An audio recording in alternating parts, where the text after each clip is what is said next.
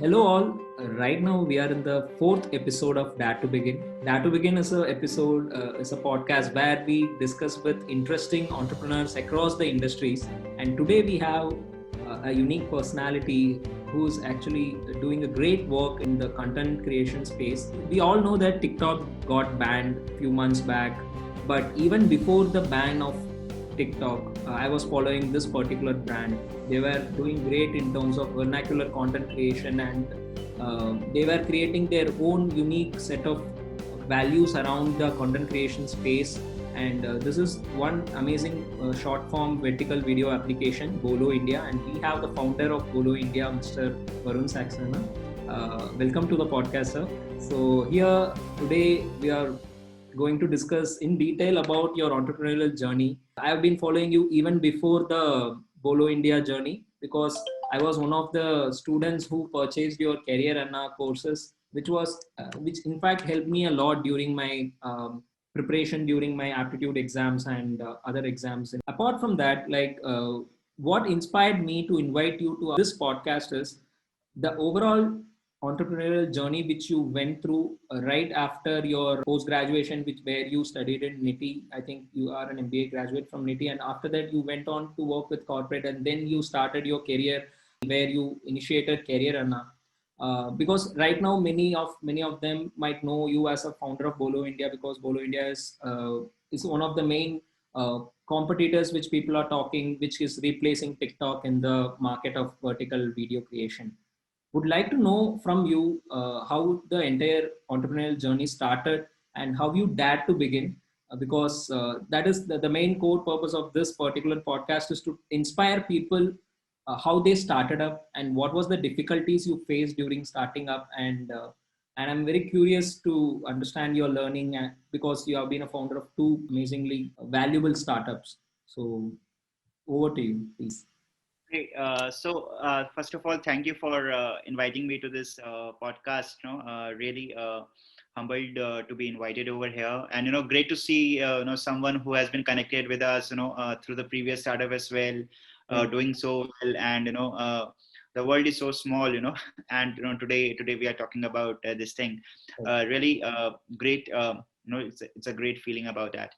Now, as you said, just going back to my college days, right? So before I got into NITI and I was preparing for MBA entrance exams, I was very active on different MBA platforms, especially Pagal Guy, where I used to be the super moderator, and we used to interact a lot with a lot of MBA aspirants, despite being the aspirant myself. Later on, once I got into NITI, all that journey continued. I continued to stay active on a lot of platforms. And once the NITI journey got over, that passion for interacting with a lot of new young people coming and aspiring for MBA continued. And I kept on talking to them, kept on spending a lot more time on these MBA platforms, as I was spending otherwise apart from my job post MBA. And that's where I thought, why not do something uh, to help these aspirants beyond the help which they were getting on a lot of other platforms. That takes me back to say around 2014, and it was just call to one of my friends, and I asked him, that we should start off something just as a hobby, and try to come up with some things which we as an MBA aspirant felt were required during those times. And right now all these live classes and everything is very common, but back in 2014 people were still skeptical to go for online classes. Right. And we identified that there was a lot of help which MBA aspirants required, especially in the non-CAT exams category, because all the coaching institutes, they used to talk about CAT and they used to sell their IM results. But when it came to say exams like XAT, NMAT, SNAP, IFT, TestNet, etc., there was no one talking about these. Right. And that's where we thought, we could come in. And we just started a website, primarily focused on the blogging part initially, with the name Career and Now. And we started to write a lot of things about MBA, which a lot of people never talked about. We also started to do some scoops around the placement reports of these schools, a very controversial topic for a lot of these schools out there. We started to do that. And then just as a first step, after launching the website, around say May, June, it was in October that I finally thought that I should quit my job and probably take the plunge. And whenever I brought that discussion up at my home, no one will agree to it. You are coming up, coming from a middle class family.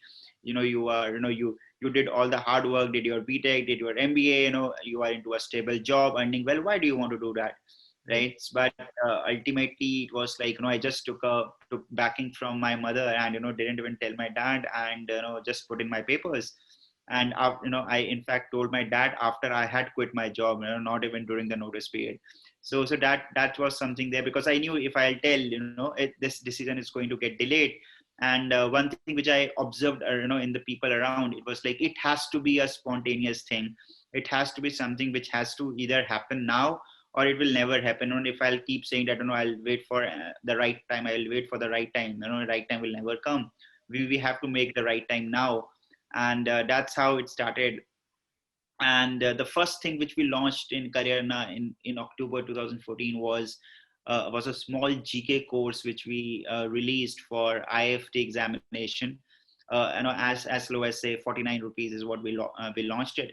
And when IFT exam happened, lot of questions came from it. And we got a very good feedback from all those people who used that. And here my initial journey of Pagal Guy helped me, because all those people who used to follow me on Pagal Guy, and they were connected with me because of it on Facebook, or say LinkedIn, all of them, they tried to give a shot to career. And that's where I believe that whatever social capital you created earlier, that did help when I started off. And then things luckily went well. And as we moved ahead, we were able to do something good in the field of ZAT. We collaborated with Accelerate for that. Similarly, we could do something well for TISNET, for MyCat, and we collaborated with Mica for that. So ultimately, we were able to carve out a niche in the non-CAT examinations for us. And then as the new season started to happen in 2015, people started to ask about CAT, because if you are dealing with something in MBA, you have to do something in CAT also. Otherwise, people believe that you are very incomplete. And that's where we got into the CAT preparation side as well. And you know I'm not sure how many players used to offer online live classes at that point of time, which we started to offer to the students. And luckily we had been growing since then. And we kept our journey going forward till 2018. Now there was one more thing. To grow as an edtech platform, you do require say external capital also. And we did had our own challenges. We had a limited team. If you want to scale up the team side, or if you want to support the ramped up user base, you need a support from the external capital to put in to create a high quality product, to create a very good user experience, etc. But there is a very different kind of a reality once you get into the startup world as well. While everyone talks about the VC money, people forget to understand that what are the expectations of a VC. And that was something which we also could not identify at the right time during that startup. That was one of the learnings which I took out from career now. Right. And primarily it's more about, these are two different things. One is you create a profitable business, you create a good going business, a stable business. And the second thing is you create a VC scale business. These are two entirely different things. Right. While we were doing very well in MBA space, we were generating some profits, growing at a strong rate. But just limiting ourselves to MBA space was not something which was a VC scale business, I would say. Right. You have to, because because of the limited number of MBA aspirants out there. So you need to get to the banking space, you need to get to UPSC, IIT, etc., to be able to become a VC scale kind of a business. Right. And that's where we had our own learnings, we had our own experiences, but we consciously decided not to get into those spaces, because we believe that as a core team, our our forte was limited to MBA, and that's where we wanted to focus on, and we were getting good results. However, coming towards 2018 end, we started to see that in the GK content which we were providing to students, and some of this content we were providing also in the video format. So we saw that the kind of engagement which we were getting in English GK content, as compared to say what we were getting in Hindi GK content, or say a Tamil GK content, was disproportionately different. There was a disproportionately high engagement which we were getting for Hindi GK videos or Tamil GK videos as compared to say English GK videos. That's where the bell rung, because see, at the end of the day, all the MBA exams will come in English. Then why is the high engagement happening in Hindi content, or high engagement happening in Tamil content? That's where we talk to students, we try to understand that what was the reason for this. And what we got to know was, a lot of people were not seeing that GK content in Hindi or Tamil just as a learning content, but they were also seeing it as an opportunity for them to share their views, their opinions on a particular topic. And with no barrier of language, a lot of people appear for MBA exams with a language background, and these people, they were able to express themselves on those topics. So they took it more like a discussion on that topic, where they could freely discuss rather than say just a learning thing. That was something which introduced us to the language content space for the first time. Then we started to deep dive into it. We started to do our own research. We saw that there were quite a few players in the entertainment segment. At that point of time, say there were players like multiple players in the entertainment segment. The second segment, where again there were quite a few players, was of news. A lot of hyper local news players coming in, like Daily Hunt, etc., etc. They were going strong. And this I'm talking about say 2019 starting time. The third segment, which we were able to correlate with our users of Career and Now, was people who wanted to derive some value out of the content piece which they are watching, but they don't want that content to be in a boring format. They want it to be in an entertaining video format, but a value adding content. That's where we saw that there were almost no player out there, which was addressing this. And that's where we decided to deep dive into this particular use case and try to come up with something. And basis the learnings which we had at Career and we definitely wanted two things this time: that if we build a new product, if we build a new platform, it has to cater to two things. First, it has to be a massive scale business, and secondly, it has to be a daily use case. It cannot be an occasional use case. If you have to build something exponentially big, you need to do your own research. You need to analyze yourself, that is there a sufficient market, is there a possibility for you to tap that market, and then will users be using it on a frequent basis or an occasional basis. So with those thoughts in mind, we started to develop use cases. We developed one use case which was around say developing something like regional Quora kind of a stuff. Or the second use case was come up with a huge video repository, a user generated content repository, where you let users come and create and watch and share videos in their local languages.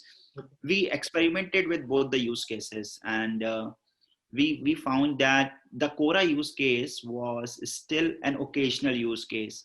It was not bringing people daily to the platform. It was something which you and I would also identify as an English user, because we go to Quora only when say someone does an A2A with us, or we have to ask a question, or we get a Google link for a Quora answer when we are searching something. So it's an occasional use case. But say we go to YouTube on a regular basis, we go on Instagram on a daily basis, etc.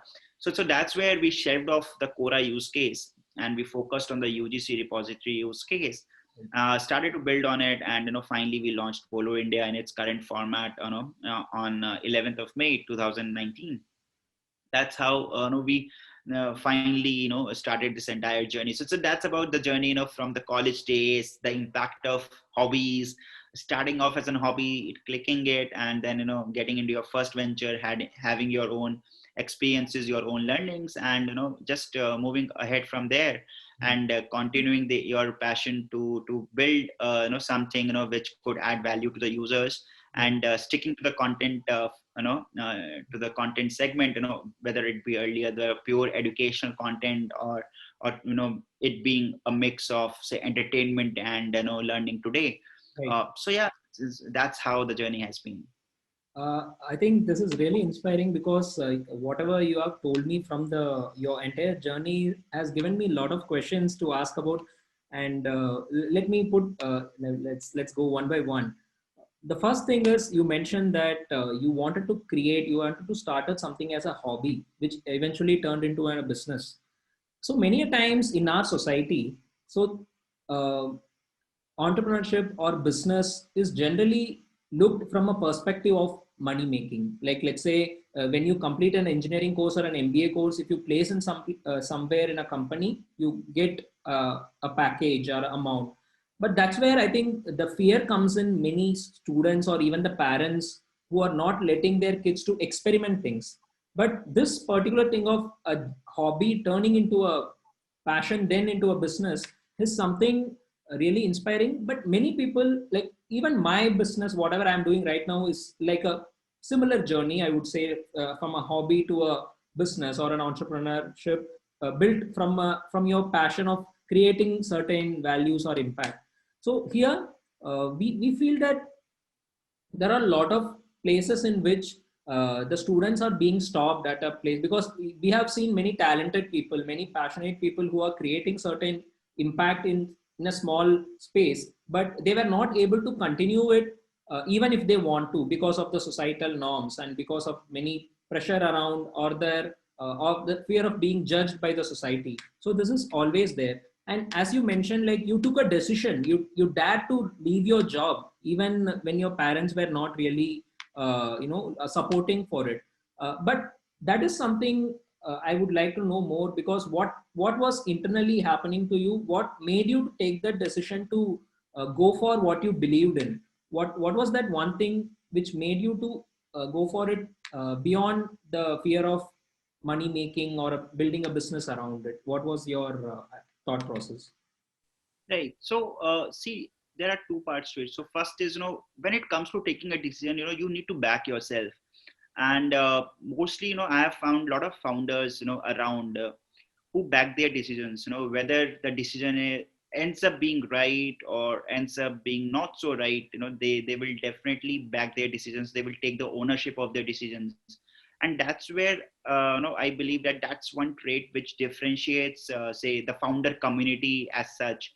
Right. Doesn't matter, how big a startup you have created, or how you could not make it big, but one thing which connects all of them is backing their own decisions, having the ownership. That's Exactly. where you take that decision, and you dare to begin, as you rightly said. And then you should know that at the end of the day, it's completely okay if it does not work out.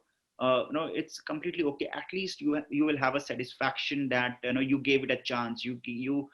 At least tried it. You did not just give up because of a fear, but you definitely tried it. It may or may not work, but you will at least be very well satisfied within yourself. And most of the founders with a kind of educational backgrounds, they come in, they all know that at the end of the day they are employable. They have the fallback option of going back to the jobs. So Right. it's not being about say unemployable, or anything. Exactly. Say 10 years back, a lot of people used to see that only a person who could not get a job from his college will do a startup.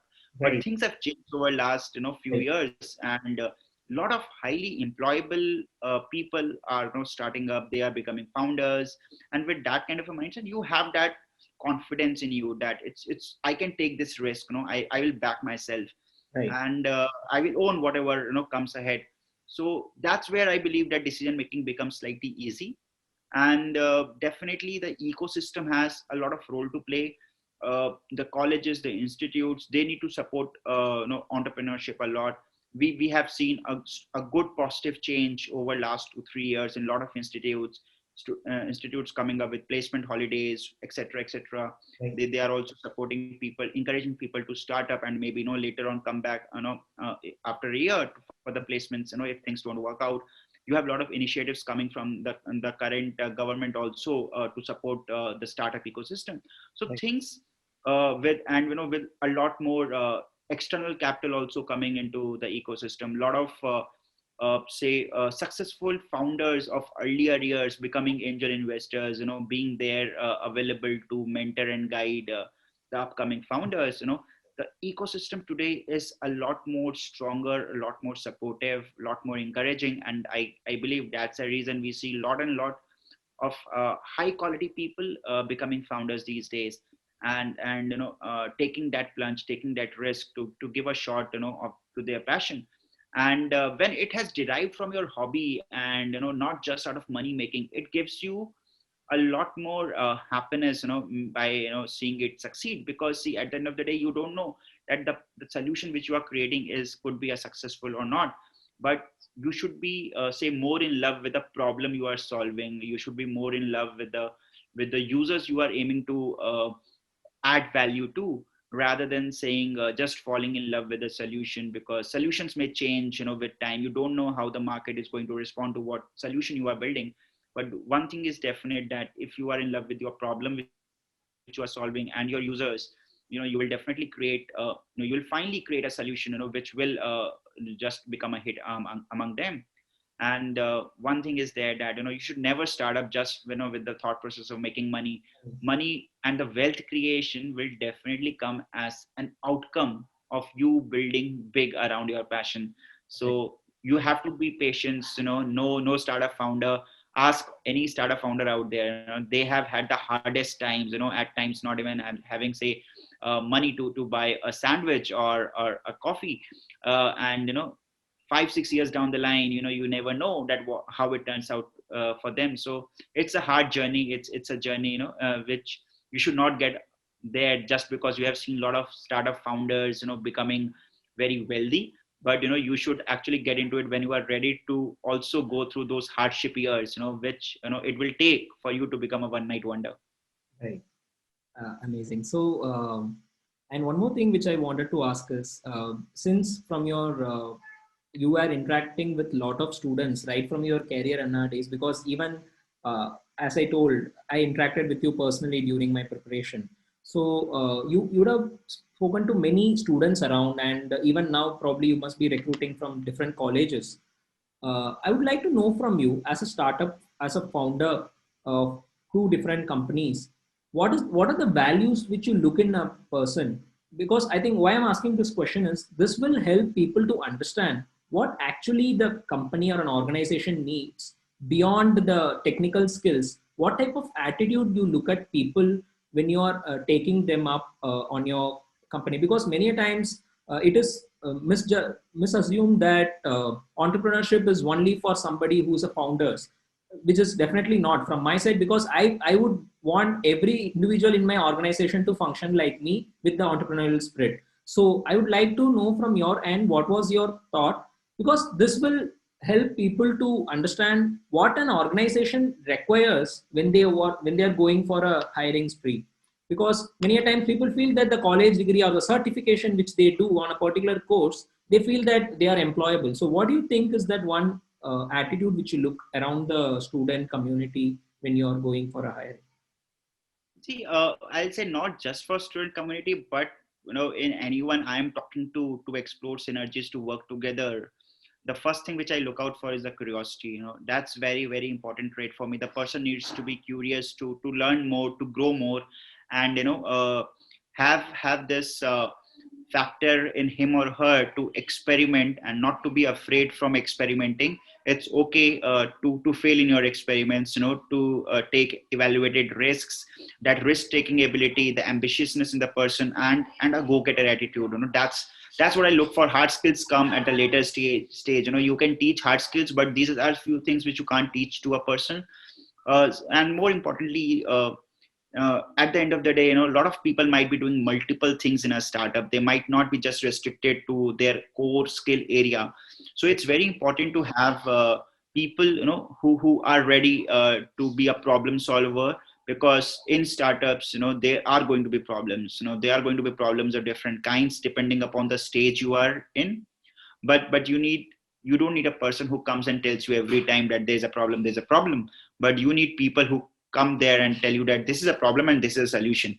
And Right. if you can identify those kind of people, be it from colleges or be it even from people who have work experience, Right. that's the kind of team I believe that every founder is looking to build.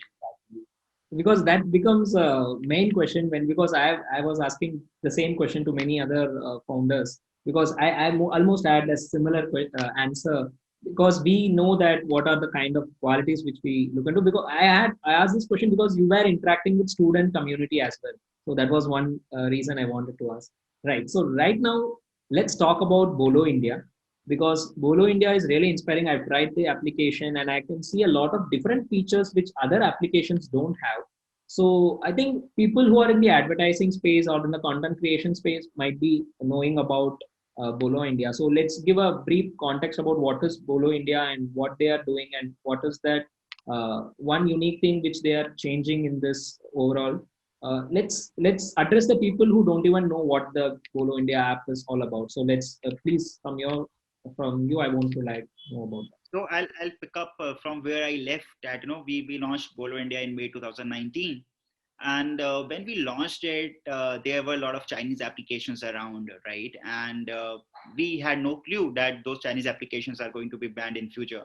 So, and with the kind of capital which they had, with the kind of user base which they already have at the time when we were starting, uh, we definitely did not want to be seen as just the alternative of those Chinese applications, but we wanted to build something which could address even the then existing gap for the users, be able to create value for them, and maybe strongly coexist with those Chinese applications, as a platform for the users.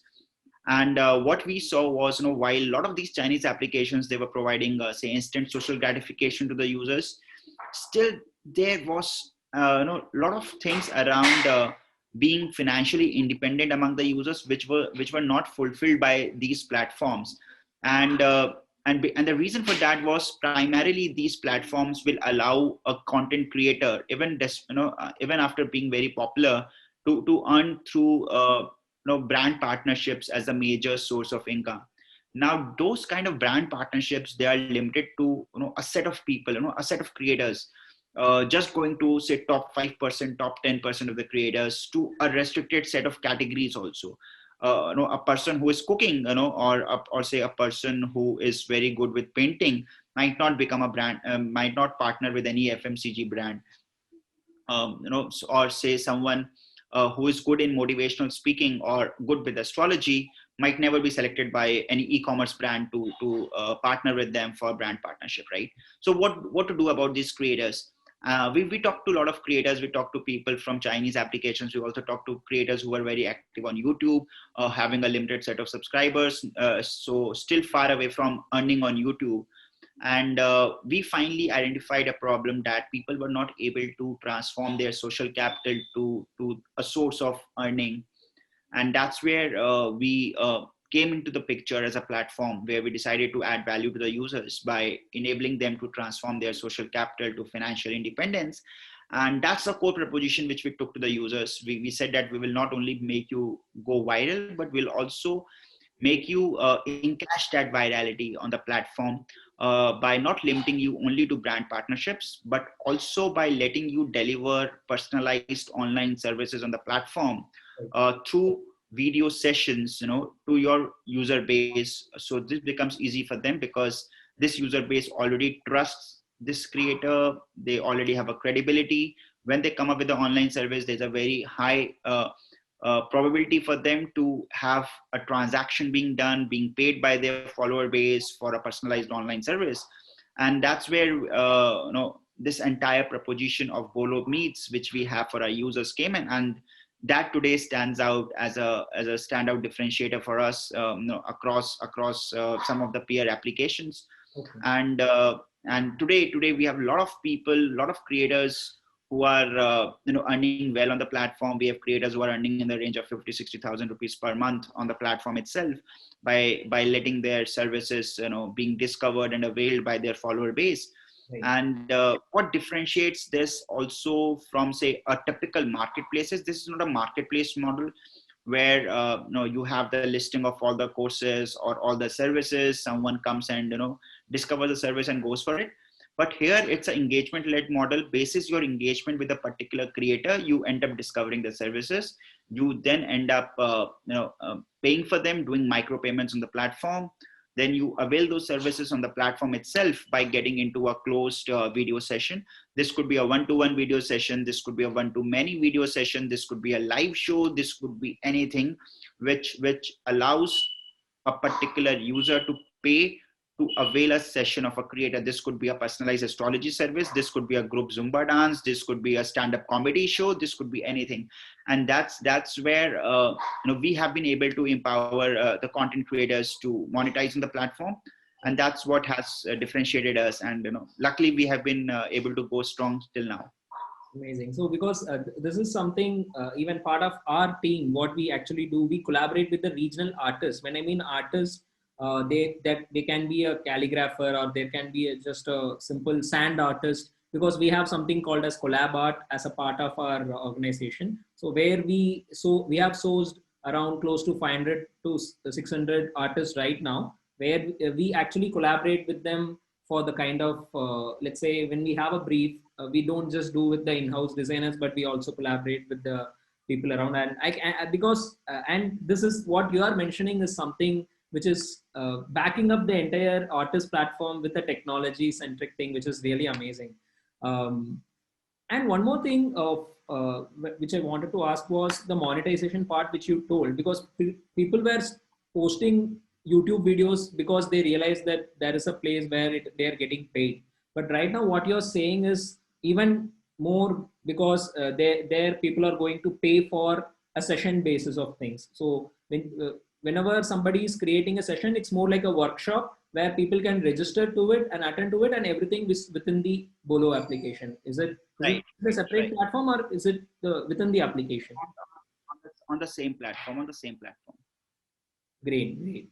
So I understood that there are a lot of things for the artists out there. I would like to know, because since I'm being the advertiser, would like to know what are the things which brands can avail from these kind of things. And this would, because I tell my media team to invest in different types of platforms, not just on Instagram. We were, in fact, like Bolo India is one such platform. We want to do it in the coming days. Definitely, I see a lot of potential.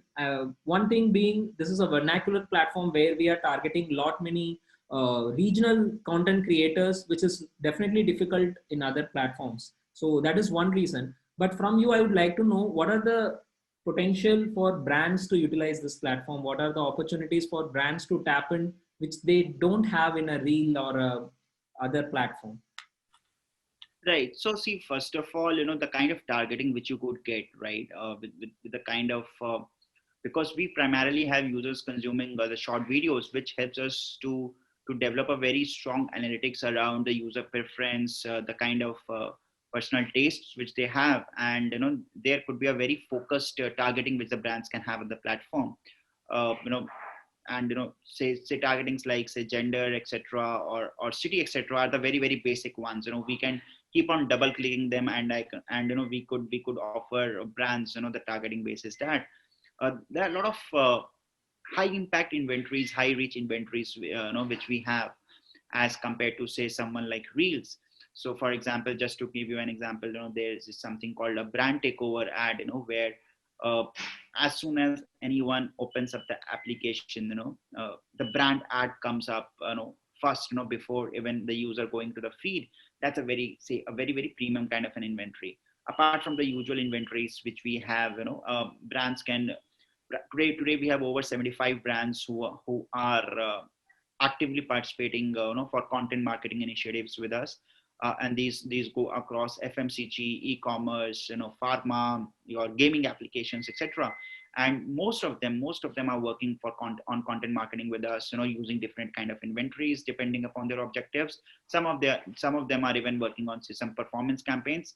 But primarily what we have seen is there's a very limited set of platforms available out there, which allows a brand to reach out to the language audience, and not just to reach out, but reach out in a very high impact manner. Because when it comes to say digital marketing for a brand, they are not only looking out for a specific feature in the platform, they're also looking at, what kind of impact can they create through this ad. So for example, if say there's a Pepsi or there's a Coke, they are coming up with a campaign, or Cadbury is coming up with a campaign, can this platform help them amplify the impact which they want to create, through the storytelling which they typically do on say a TV ad or a YouTube ad? Can this be an add-on? Can this help them, take their messaging, take their story to a tier 2, to a tier 3, or at times even tier 4 for certain languages? So that's where the platforms like us, they come out and offer a lot of synergistic value to the brands. And that's where we have been seeing a very, very strong response, a very strong affinity and love from the brands, as I shared. And I believe that going forward, say by the time we enter the second half of this year and the next year, short video platforms which have a good engagement with the users will be of key focus area as a platform for a lot of brands to partner with. Because see, it's not about the game of just having huge number of installs. It's about having the game of engagement with the users. Exactly. And brands will be more active on those platforms which have high user engagement, and not just say high number of installs, because the story between installs to engagement is never told. How many installs are ultimately getting translated into a retained user, no one knows.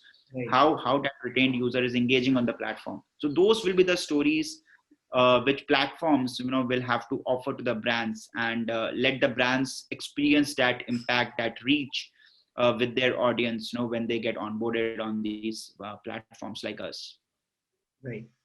And the entire video consumption is growing, right? Like not just all the formats of video is getting rise, and we also know that the next 100 billion users are going to come from the tier 2 and the tier 3 cities of the country. So where do you see the entire video consumption is going, and how do you think, like, because there are a lot of platforms coming up, new vertical, and especially after TikTok's ban, we could see many brands coming up with a vertical video application. Lot of applications, but human is confined to certain number of hours of usage in a day. So how are they going to make use of it? And there will be huge competition, as I can see. So where we can stand out, and what type of consumption, what type of content that users are looking forward to. Right. So I guess, gone are the days, when we used to say that video is future. I believe that video is present now. Video is now and here, and it's going to stay here, for a long, long time. And today there are many platforms, whether it be say a short video application platform or an OTT platform. There are so many choices available to the users. But still, what this does is this gives user a lot of options to consume what they want to consume. So for example, a user, how many users you see that very active on a Z5 content or an alt biology content, and being very active on Netflix also? There are very few people. There are people who prefer to watch say the Netflix kind of a content, vis-a-vis someone who prefers to watch a Woot or an alt 5 or alt biology or Z5, etc. So people are deciding their platforms basis their flavor of content they want to consume. Similarly, when you talk about short video applications, it's not going to be about just having the short video content, but it's about that what does it bring to the table for the user. If a user is only willing to get entertained, he can go to YouTube, or he can go to OTT. Can you as a platform give me something beyond entertainment also? Right. So for example, if I ask someone who is in a tier 2 or a tier 3, what does he want in life? He'll primarily want two things. First is he wants to earn money to have a livelihood, to be able to sustain life, and second, entertainment, right? And those people who are coming from say tier 2, tier 3, the new language audience, they are not typically very say pro to keeping vertical focused apps. You or say anyone living in a metro can say keep one app for fitness, one app for a heartbeat rate capturing, one app for how many calories you are taking, one app for food delivery, etc., etc. But those the newer audience which is coming, they prefer to keep limited number of applications. They may try all, they will try all, Right. but they will ultimately restrict themselves to those few applications which are going to provide them the kind of value. If you are just entertainment, they will go to YouTube, because for them the entertainment starts with Bollywood, the entertainment ends at Bollywood, right? Or say a Tollywood for a Tamil or Telugu audience, right? So that's how it has to be there. The platform needs to identify what value the platform wants to bring in, whether as a short video application. And if you could deliver that value, with some impact on the users are going to stick to you no matter what the competition is, because it's not a zero sum game. So I cannot say that my gain is only going to happen when some other competition app is going to lose. No, that's not how the market is. There is still a lot of innovation to be done around content. There is a lot of value to be brought to the users even around the short video content, Right. the kind of engagements possible on the short video content. So I believe that we are not still in those days where we could say that the market is saturated. Yeah. Its market is just starting, and the It's for next four everyone. to five years the next 4 to 5 years are going to be very, very exciting for the content space, the video space. Right. We might see the Indian OTT platforms surpassing the likes of Netflix, or you may see a couple of short video applications becoming unicorns in next 4 to 5 years. You never know. Right. So I think this is something unique about the main reason which I wanted to discuss was to tap both the sides of things, like where your entrepreneurial journey and also the momentary thing, which is the rise of content creation and promoting the artist and the vertical video space. So all these things were in sync with today's trend. So I think we had a lot of interesting points coming up from you. So I would like to have one more question to you. Is what do you think the future of advertising is all about? I think we discussed more points regarding that in a different way. But what do you think the future of advertising? How it is going to be? What type of content? Because clearly people are skipping ads and people are don't want to see boring ads. People are wanting to consume more informative content, as you mentioned. So where is it all going? And as an advertiser, like I know that where it is moving towards, but for the viewers, if you can tell where is that, I mean, what type of content is going to work out, and what type of things are not going to, what type of things are going to get obsolete, which is in the existing present day. See, I believe that advertisers will start talking as a consumer. They will stop talking as a brand. Your to ensure that people don't skip your ads. People see your ads. If your ad is coming on TV, they don't switch that channel on TV. Your ad need to have a connect with the person, and that connect has to be in the form of where you tell that what's a benefit for a particular product or a brand or a platform for the user, rather than say talking about what the platform or a brand is all about. So for example, if I'm a test preparation platform, I cannot just go and say that I teach you and you will get selected. You have to tell me that how am I going to help you in your preparation, even in a delta way. If I am say someone like Bolo India, I need to tell the user that what are the benefits of being on Bolo India. How can Bolo India impact the lives of a user in a positive way, rather than just going gaga about my features, about Bolo meets and everything. But I should be able to communicate to the user that how Bolo India could become an integral part of their lives, which could take care of both their entertainment and the earning side, right? Similarly, every advertiser, be it from any sector, will need to talk about the place of a brand or a product in the life of a consumer, and that messaging, that story needs to come out, when you are using advertisement as a storytelling mode. And I believe that's where we all are growing, and any ad which just talks about the brand will stop being loved by the users. Yeah, and that is also one of the reasons. Like right now, the influencer marketing is somewhere it's growing a lot exponentially. Like people are I mean, FMCG brands are spending more on influencers, where because they were able to connect with the brands, where the big stars were not able to do that. Like because people are hating to see just advertisement with a big star on it. Rather, they would prefer some informative content from the influencers or somebody who is actually adding a lot of value to their day-to-day life. So I think just like that, you are yourself added a lot of value to this particular podcast, and I think the viewers must be getting a lot of informative content. I think towards the end of the session we are right now, so I'd like to ask two questions before ending up this session.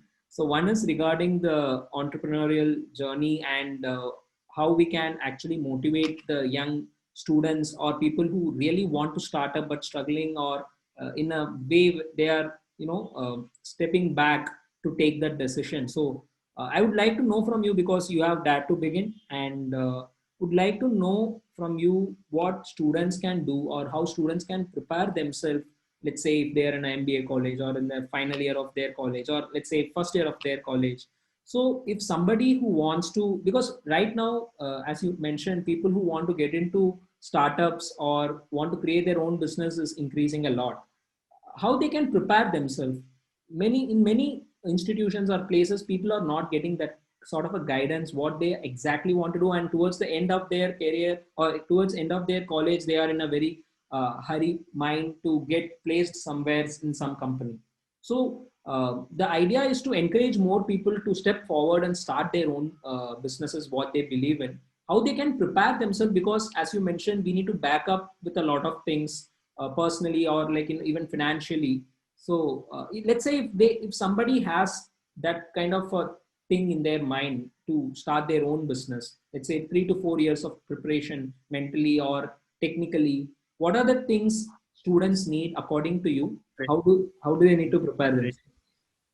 No preparation, if you ask me. Whatever a B school or a graduation college will teach you will all go Right. in waste the moment you start up, right? Exactly. No preparation, just be very persistent. Be as strong minded as possible. Be as a strong backer of your own views or own decisions. That's what is going to help you. You will still take wrong decisions. You will still not able to succeed in every decision which you will take. But one thing which I have learned so far is entrepreneurship cannot be taught. No B school or no graduation college could make you ready for it. But yes, there is a lot of help available around. Do not say hesitate from taking help around. There are a lot of startup founders who have done well in their lives, and they are usually available to talk to. Go and talk to them. Take their advice. Share your ideas with them. See what they have to suggest. Be very say clear in what help you require from a person. Don't go in a very say a clueless manner. Go in a very focused manner that I need help in XYZ areas. There's a lot of content. Again, it brings me back to the content thing. There's a lot of good content around. There's so much highly valued content available in books, in podcasts, in videos on YouTube, where you have, say, the likes of Steve Jobs, Sam Altman, etc., who where they have shared their learnings as a startup founder. They have shared their failures. They have shared how they have gotten back after every failure. Consume that content, learn from there, so that you at least make new mistakes, and when you make new mistakes, you don't get afraid that you have made a mistake, but it gives you still gives you a confidence that it's okay to make mistakes, right? That's what you need to do. Go and consume the journeys, go and consume the content around the journeys of a lot of successful people out there, especially in the ecosystem. And one thing which I've learned over the period of time is never hesitate from asking for help. That's one thing which pulls us back. As in your initial few years, you will need a lot of help. Take it. There are people who are available. Don't just rely on on your college faculties or anyone on those areas. Because even no academic book or no faculty can teach you entrepreneurship. They could only say motivate you. But once you have that motivation, you have to take people's help from the ecosystem, and that's how it should be. Right, where students can actually get themselves close to startups. Maybe they can do their internships, and this is one of the points like we got from the previous episodes, where the person mentioned about where students can actually get themselves close to the founders and the startup community, where they can actually get some practical knowledge about how a startup functions and how it executes. So that was a valuable point, definitely, I would say. And towards the end of this, every podcast, I ask this particular question to everyone. See, in this startup journey, we have a lot of tough moments, as you mentioned, financially, and even when we are taking certain hard decisions. So there are a lot of moments in which we have to believe in what we are standing for and what we are thinking. So those during those moments and in many other tough situations, what is that one thing which keeps you driving? So internally, what is that one thing which motivates you to go on? What is that internal motivation? Right. So I will say that, the only thing which keeps, motivated is, just think of, whenever you find there's a hard time, just think of that. Why did you start it all? Whose life did you want to impact, and does that impact, would mean anything once you achieve that, right? Just let that thrill flow into you every time you feel down, and you will find yourself up and running, and you will never have a dull day, dull morning. That's a motivation which will keep you going, even working on weekends. In fact, there are no weekends for a startup founder. You will continue that journey. You will never find that you are bored of it, or you are down, or the time is very hard. Just think of those people, those users, those stakeholders to whom you could bring in a smile. And these could be stakeholders starting from your team, going to your users, going to your shareholders. This could be anyone across. Thanks a lot. Thanks for the time, and thanks for valuable content which you have provided here. I think many people who are listening to this will be definitely getting some sort of a benefit which they can take home. So thanks a lot, Varun, for this amazing session. Thank you for letting me be part of this session. Thank you. Cheers. Thank you. And that's the end of the 4th episode of Dare to Begin. Stay tuned for more interesting and inspirational entrepreneur stories.